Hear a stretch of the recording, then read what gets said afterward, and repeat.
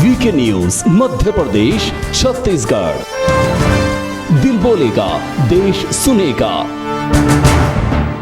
एक तरफ हिंदू राष्ट्र बनाने का ख्वाब सजाने वालों का सपना, दूसरी तरफ इन कट्टरपंथियों की साजिशें जो आए दिन भारत में अपनी गंदी मानसिकता को फैलाने का कोई न कोई कारनामा करते पकड़ में आ जाते हैं।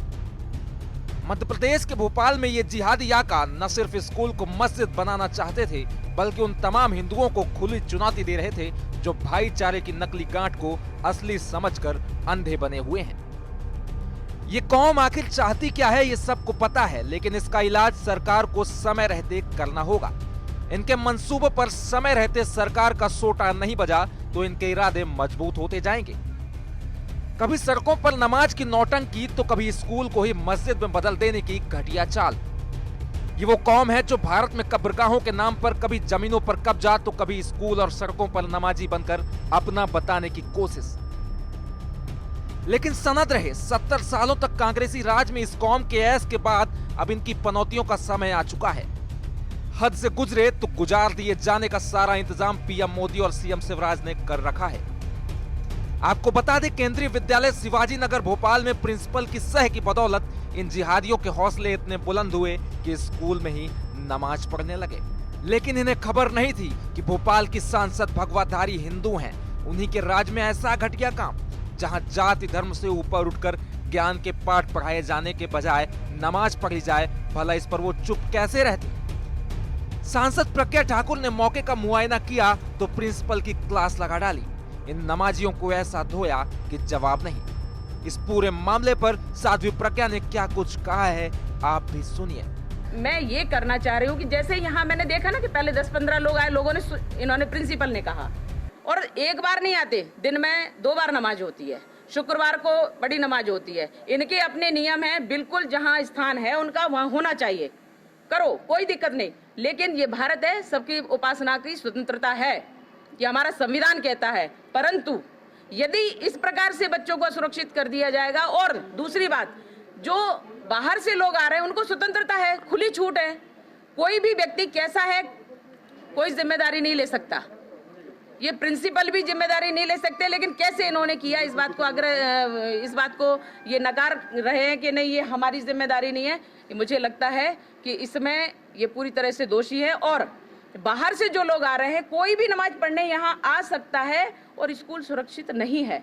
ये इस सब की अव्यवस्था जो है ये व्यवस्थित करना पड़ेगी। इसके लिए जो जिम्मेदार लोग हैं मैं उनसे बात करूंगी, और कार्यवाही क्या करेंगे ये भी मैं जानकारी उनसे लूंगी। और मैं इस कैंपस को सेव करना चाहती हूँ। और बाजू का वो गर्ल्स स्कूल है जो ये दीवार खड़ी है, एक स्कूल से 2 स्कूल जुड़े हुए हैं, और वो भी कैंपस सेव नहीं है। वो Sarojini Naidu school girls school है 100%, उसको वो भी सुरक्षित नहीं है। ये आकर के मैंने यहाँ देखा, और मुझे कहीं किसी से कोई शिकायत नहीं है। मैं सब धार्मिक स्थलों को कहती हूँ, अपनी अपनी जगह सब अपनी पूजा पद्धति को स्वीकारें, लेकिन यदि इस प्रकार से जबरदस्ती की गई तो ठीक नहीं है, और मुझे लगता है कि होना भी नहीं चाहिए। कांग्रेस आपको लेकर कि जिस कैंपस में मैं जा रही हूँ वहाँ का प्रिंसिपल यदि मुझे कोई समस्या बताएगा तो मैं बिल्कुल उसको देखूंगी। लेकिन प्रिंसिपल ने अभी तक कोई समस्या मुझे नहीं बताई थी।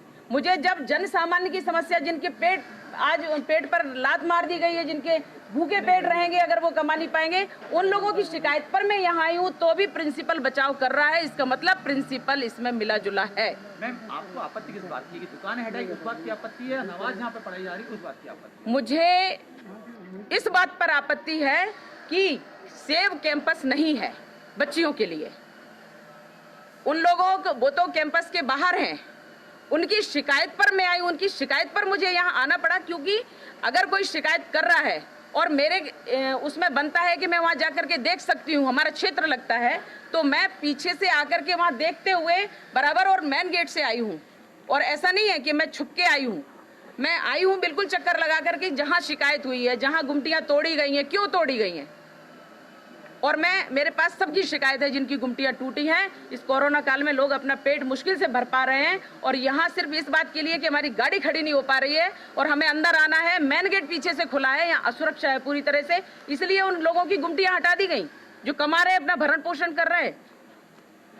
मैं एक बात अवश्य कहती हूँ कि जब स्वतंत्रता है इस देश में, सबको अपनी उपासना पद्धति को पूरा करने का स्वतंत्रता है, तो उसमें जबरदस्ती क्यों?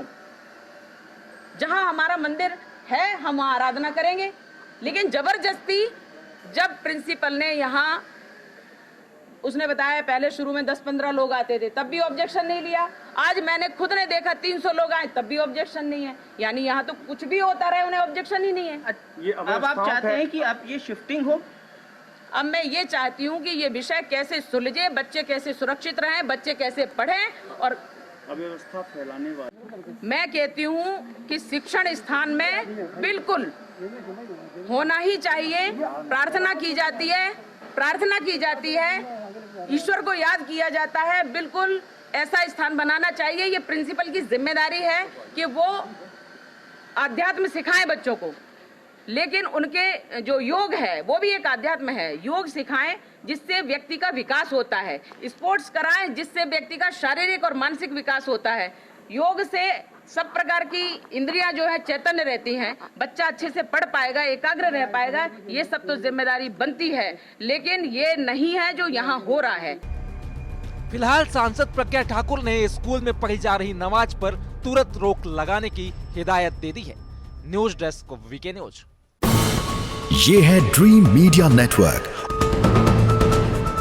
और आप देख रहे हैं देश का पहला 24/7 digital news channel VK news, राष्ट्र के नाम।